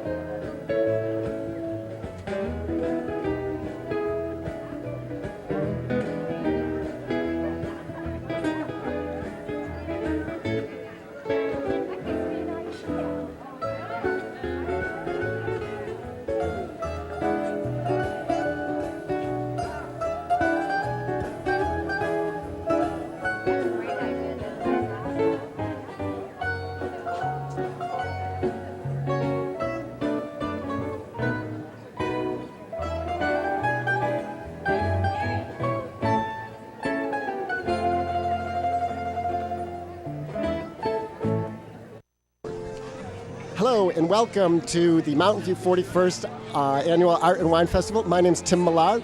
I'm sitting here with Peter Dara. Peter is a resident of Mountain View and he's running for the school board. So Peter, thank you so much for joining us today. Oh, it's my pleasure to be here. Thanks for having me. Yeah, and so you've lived here, I think you said for what, 10 years or so in Mountain View? Yeah, for 10 years. I actually live 2.5 blocks from here, and there's a lot of people blocking my driveway right now. So, Well, I got to cut him some slack for this great event. And just tell us, you've been to the Art and Wine Festival before, right? many times. In fact, a lot of my wife's jewelry is from here. Every time she comes home with a new necklace, and I appreciate it a lot. We always look forward to it. Yeah. Okay, so once again, Peter is running for the school board. He has 2 kids, I believe, in the school district here. Yeah, Douglas and Delia. Okay, and his wife is actually an educator as well. Yeah, she's a teacher at Landell's Elementary. Uh-huh. So Peter, tell us why, what is your vision for Mountain View? If you're elected to the school board, what is your vision for Mountain View? What are some of the changes you'd like to see happen? And what are you all about when it comes to guiding the school? Well, the first thing I bring as a candidate is my experience. I've been on the Mountain View Educational Foundation board and seen issues with the whole district. I've been on the district's budget task force, and so I understand and appreciate what's going on with the budget there. And having my own kids in school has taught me about being a dad and what works with children. And so I think what's important is to teach every kid to their potential, and a lot goes into that. Okay, and so we know we've got old school teaching, maybe like when we were growing up, but what is your idea? Any thoughts on, we have all these tech companies around here, any ideas or thoughts on technology, how that can aid learning, specifically in Mountain View, if you have any thoughts on how technology could be implemented into the educational program here? Yeah, you know, technology is a really interesting thing because we always want the best education for our kids. And for example, Mountain View is home to Sol Khan and the Khan Academy, which is one of the most innovative things going on in teaching math these days. And we also get fantastic support from high-tech companies around here, like Google, that's sponsoring some training for the teachers. And so we're able to incorporate that technology in the classroom. But then by the same token, it goes both ways because you have kids, they just want to be on their computers all the time. So we need to figure out how to use it in a wise way. Yeah. So any thoughts on anything that has to do maybe with hardware, like iPads or mobile, and how that affects education? You have any thoughts on anything like that? Actually, this is a little plug for the Mountain View Educational Foundation, and thanks for all the parents out there who give. And we are actually sponsoring laptop carts. And then what what happens, and tablets, we're bringing those into the classroom, and then students can go online and they get individual exercises. I think one of the most difficult things in Mountain View is you have 40% of the students, on free and reduced lunch. They're challenged, and then you have another 40% where they're the children of high-tech workers, and so you have to figure out how to teach every kid to their potential.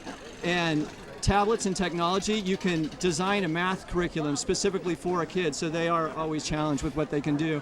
So bringing laptops in and bringing the technology in is good for that. So you're really trying to bridge the digital divide, if that's what I hear you saying, right? Yeah, you're trying to get it so exactly. everybody can get a quality education, and you are using some of these hardware, the computers, to make sure that everybody gets that. That's what you're saying. Exactly. And you also have to make sure they don't just jump off and start, watching YouTube videos or something that's like, hey man, pay attention. Kids are difficult, you got to make sure they're always staying on track. Yeah. So if you were a parent, which you are a parent here in Mountain View, what do you see is going to happen in the next couple of years in Mountain View, specifically with the school district? What would you like to see happen? A really huge thing that's going to happen is we just passed Measure G, and funding for that will, we want to make sure we spend those funds wisely. So Measure G, really quick, what was it? Just really fast? It's a $200 million bond. Your schools are going to get a lot of construction, and we're going to make it we're going to make our schools top notch, so they look like the companies and the houses around here. Okay, so Peter, I want to thank you for joining us today. It was a pleasure having you here. I love your energy. You're a high energy guy. I can tell that. So it's been wonderful having you, and thank you so much. Yeah, thanks for having me too. Okay, and now we're going to bounce back to one of our other people. Thank you so great. much. Thanks, Tim. I now have Bill Lambert with me. Bill, what brings you out on such a spectacular day to such a great festival? Well, partly is this interview, but I have a booth out at the Arts and Wines Festival here, and people walking by and just saying hello and seeing some old friends in the neighborhood. Oh, fantastic. And are you having a great day? Yeah, it's pretty good. Beautiful day out here. Yeah. What have been some highlights for you so far? Oh, I don't know. Just sort of seeing people Yep. that I know Yep. around. I'm surprised how many people out of town are here. People from Petaluma, San Jose, San Mateo. It's really attracts a lot of a broad audience in this neighborhood. Fantastic. Now let's talk a little bit about what's going on in your life at the moment. I believe you're fairly busy. Yeah, I'm one of the candidates running for the school board. That's of the Mountain View Wistman School District, the K through 8 schools in Mountain View. Okay, and I imagine it's challenging. What are some of your goals? Well, the whole thing is quite an experience. I tell a lot of people that you really haven't lived till you've run for public office. It's a very strange experience. Getting out to meet people, people wanting to meet you, having to be at events like this, and it's really picking up right now in the early September. Okay, so what differentiates you from some of the other candidates that are going for the board? Well, one of the most important things I think is that I live in the Mauna Loma neighborhood, which is between Rengsdorf and San Antonio Road in Mountain View. And that's part of the community of Mountain View that's really, I think, underrepresented in any elected office, whether it's a school board or the city council positions. And we really need people in our area to step up and I think represent that part of the city. There's so much growth going on, there's traffic, there's high density, and also the schools have a lot of challenges there. We have really the predominant population of ESL students in that part of the community. Okay. So I understand that math and science are quite important to you. Do you want to explain why? Well, it's a long story. I'm a patent attorney now, and I've been a patent attorney for about 10 years, but I started out for 20 years as a math and scientist.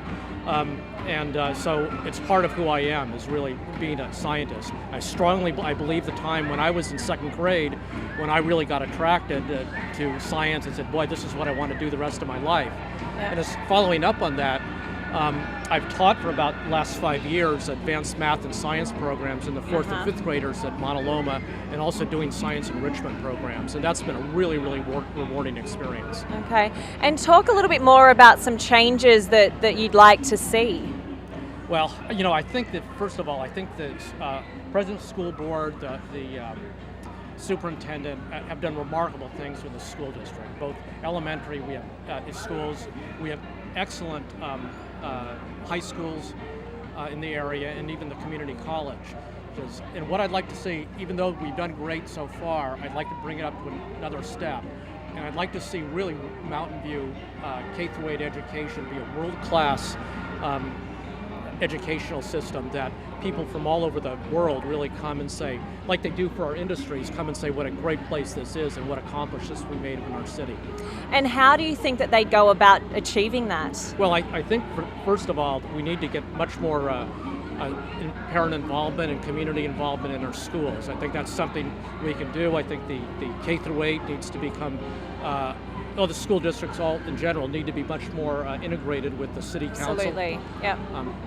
And on top of that, I think we need, if we provide the leadership in the school board and in the school district, we have so many resources from industry and also from the community here who's very, very supportive.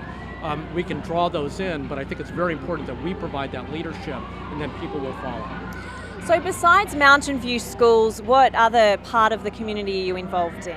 Oh, I've done a lot of things over the years. I think that's a very important thing to be when you're on a public position, to be very integrated in the community, know a lot of people. Last year I was a graduate of Leadership Mountain View. I've been on the PTA, involved in the schools for 5 years. I've attended every school board meeting for the last 2 years. I'm on the board member of the Day Workers Center. And what's involved in that?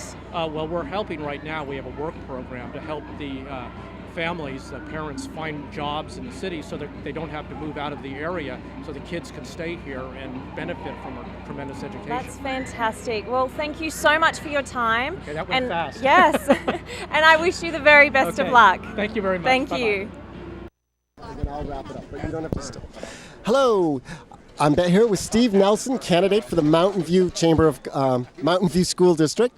And Steve, have you had a chance to walk around today and view some of the booths here and see what's going on Mountain View today? Yeah. In fact, I even noticed that some of the council candidates have tables up near the closer to Del Camino. So yesterday I was talking to a few of those. Yeah. So Steve, how long have you lived in Mountain View? And tell us, what is your big vision for Mountain View?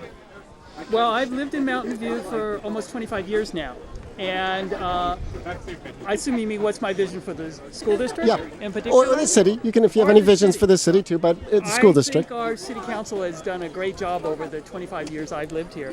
One of the things that I'm using them in my campaign is an example of open government and really including the citizens in how things are done. The workshops that they have, the documentation they keep on who showed up at the workshops for community planning is really excellent. Okay. And tell me some of your experiences you've had. I know we have a mutual friend, Oscar Garcia, and you had mentioned you've done some stuff in the past. So just share some of the things that you're aware of in the past and that you've participated in helping Mountain View, a great place to get your kids educated. Well, I am actually not a friend of Oscar's. I know of his involvement in trying to make sure that, for instance, Casper School wasn't closed 7 years ago.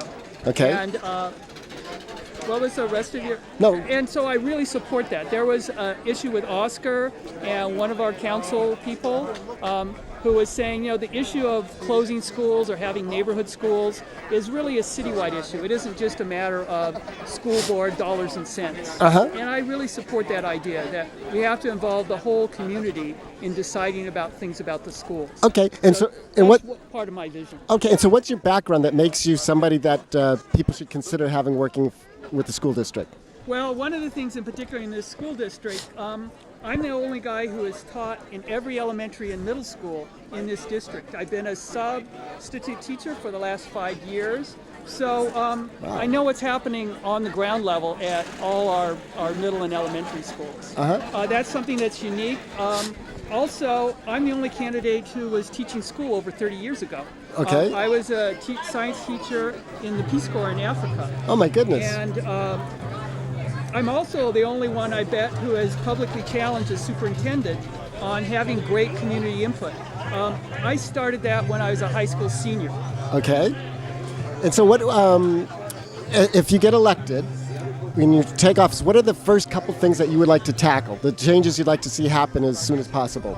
Well, some of the stuff is mentioned in the voter pamphlet, so they'll see that in the candidate statement. Yep. One of the overall things that I'd like to do, I'd like to see this district get to greatness. And in the last several years, we've sort of been middle of the pack when it comes to standardized school testing. I really think we ought to aim for the top 10%. And that's the top 10% in our demographic comparison schools. Okay. The top 10%, something you might think of like the most famous student we have from our district came from Montaloma Elementary, Steve Jobs. And his idea of what the goal you want an insanely great kind of goal. That's the kind of goal I'm really looking for. So if you have that goal, what are a couple of action items that you would take to make that goal happen? Well, one of the things is making sure we have a lot more community input, and it's done to the standard that the city does.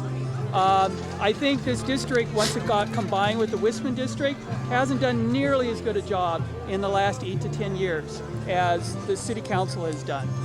The other thing that I'd like to do is work with, this is one of the things a couple of the other candidates have said about teacher quality.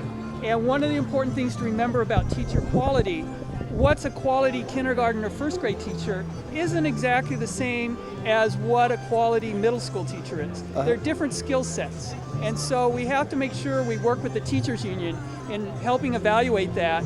And I'd really like to see the community stand up for more money to give like teacher bonuses to our best teachers in our school district. Okay. Well, Steve, I wanted to thank you so much. Steve Nelson joined us here today at the Mountain View Art and Wine Festival. It's a great day to be out here. Steve obviously is very passionate about the school district here in Mountain View, enjoys Mountain View. It's just been a great thing. So we'd invite anybody to come down and enjoy the rest of the Art and Wine Festival. There's a lot of vendors out here, lots of food, lots of entertainment. There's lots of things for your kids to go and do. And what we want to do is we're going to have a bounce it on over to the Groove Kings. I believe it's a local band, and they're going to play some music for us. So come on down to the Mountain View Chamber, Mountain View Art and Wine Festival, and check out the Groove Kings. And once again, thank you so much, Steve. Okay. I'm going to tell you about the lowdown.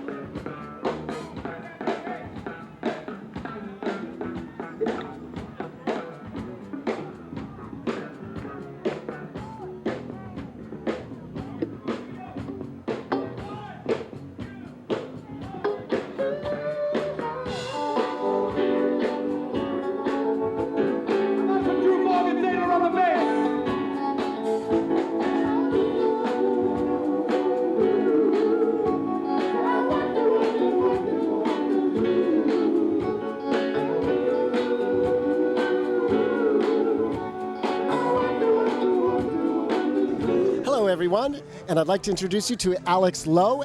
Alex is a TV producer, I guess, here. He's got his own show. Alex, can you tell us about your show and where you actually film your show? Okay, so our show's called Community Balance, and what we do is we interview nonprofits and organization, clubs, bands. Our last show was just about a club, Garden Railway Society. What they do is they do garden railways, and those are train layouts like with model trains in their backyards, but they have bonsai trees and rivers and stuff, and I did some field shoots for that. But for the most part, our show currently is done in the studio, but I do some field shoots to get some footage of that. Yeah. And Alex, you live in Mountain View, obviously. No, where do you live? Cupertino. Okay, so you live in Cupertino, yes. But you shoot your videos here in Mountain View. At KMVT. Yeah, and how did you get the idea for the show? Well, actually, the show was, I was given the opportunity to produce the show. What I did is I first took the intro to studio production class here. KMVT offers classes for kids. Ages 10 to 14, so we do the beginning to studio production class, the advanced studio production class, and we also do claymation. And so I took the class here, and I really liked it. And then when I was given the opportunity to produce my show after volunteering here for about 3 years, I really want to do it. So. Yeah, and so where do you go to school now? I go to Cupertino High School. Yeah, and what grade? I'm in 9th grade. Wow, so you started at a very, very young age. Yeah, I started when I was 10. Okay, and so it sounds like you would encourage people if they wanted to do their own show. You think this would be a great idea? Yeah, actually we do have most of our crew is adults, but I do have some kids that have taken the class and they really want to do the work on people's shows, and I do have one kid that I actually taught in the class, and he's 10, so he's been working on the show. And what do you see in your future? Are you going to stay in video? I mean, you seem well hopefully. Down that road at a very, very young age. Yeah, so I'd like to keep continuing to do the show, and then, at some point, I'd like to go to film school and maybe produce an actual television show or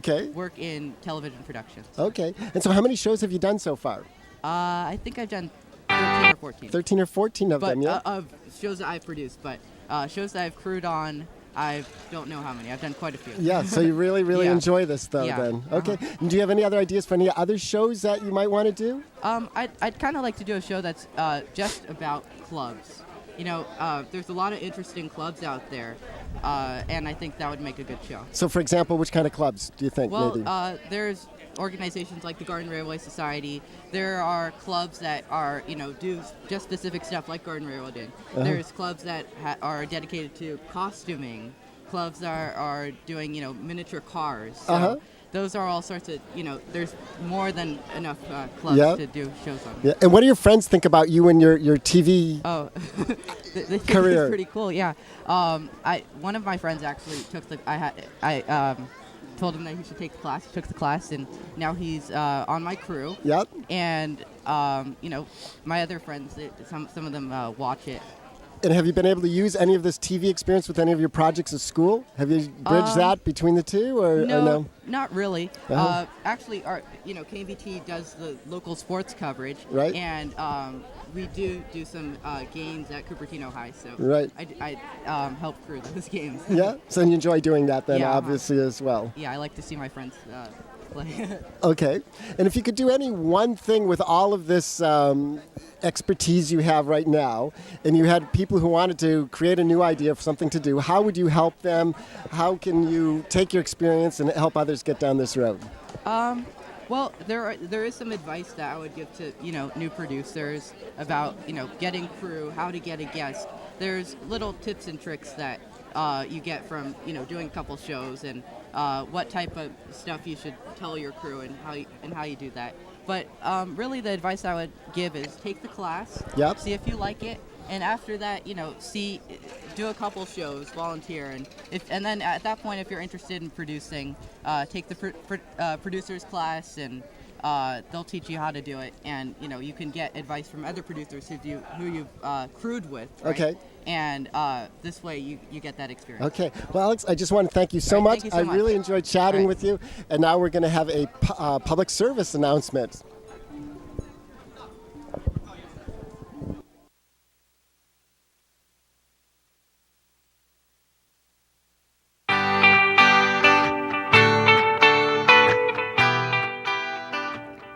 KMVT 15 has been serving the community since the late 70s and became a nonprofit community media center in the early 80s, bringing you local television programming from local volunteers. KMVT Community Media is located right here in the heart of Silicon Valley. We provide hands-on training, equipment, and airtime to our users to build community and empowerment through the expression of media. Our youth camps support hundreds of students yearly and allow their voices to be heard. KMVT has well over 100 volunteers of all ages who come into our studio each and every month to produce local programming. Programming ranges from talk shows on community issues, cooking shows, local artists, magazine news programming, and live entertainment, and much, much more. We cover over 100 sporting events, including football, softball, baseball, volleyball, and basketball. We also cover local events like the Art and Wine Festival, Veterans Memorial Day, and the Spring Parade. KMVT provides coverage of local elections, debates, and candidate statements. We offer something for everyone, whether you're a youth, adult, senior, a nonprofit business, or even a for-profit business. So why is KMVT important? Because it's programming like this that brings a community together. We also provide full hands-on training for all ages in studio production and field work, graphics, editing, and an understanding of media in a world surrounded by noise. So we ask the next time you turn on your television or you want to support an important cause, think KMVT 15, your local community television station, bringing the community together through all forms of media. Support community media and television today.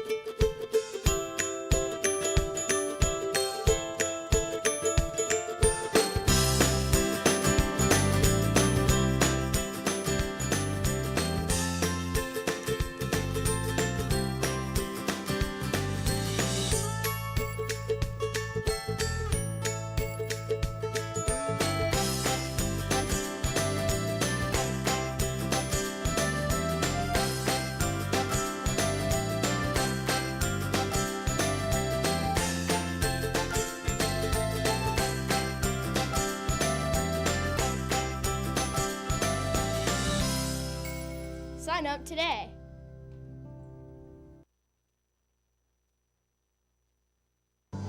Hello, welcome back. Now we have a very special gentleman here with us. We've got young Han. He is an entrepreneur and he's, well, you need to just describe exactly what you do because I'm thoroughly impressed. Sure. So I'm Young with Go Volunteer, and that's without the 2 E's. We unfortunately couldn't afford the vowels in the website domain name. So we are a social networking site for volunteerism where you can easily find volunteer opportunities, volunteer with your friends, and then as you volunteer, we gamify the volunteering process. So the more you volunteer, the more free stuff you get from local participating businesses. Yes, exactly. Please, yeah. We're trying to make it as easy and as fun as possible to volunteer. So Young, tell us, how did you come up with the idea to create this site? Well, I think the initial reason was we just saw a really big need in the community. So we saw that a lot of nonprofits were getting their budgets cut over the years and years and years, and an increasing need for more and more volunteers. And we really felt that technology could solve a lot of these issues, and if not, probably fix it.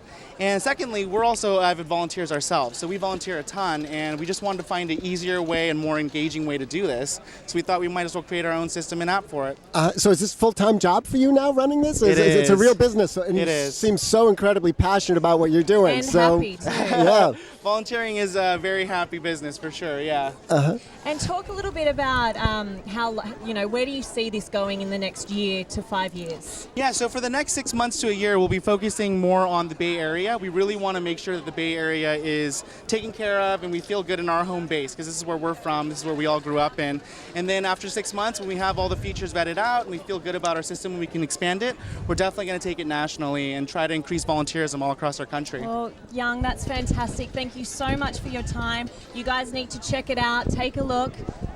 There's your web address. There you go. But thank you so much for joining us today with KMVT. On behalf of Timothy and myself, Jenna Brooks, we've really enjoyed your company and we hope you've enjoyed our program. Thank you.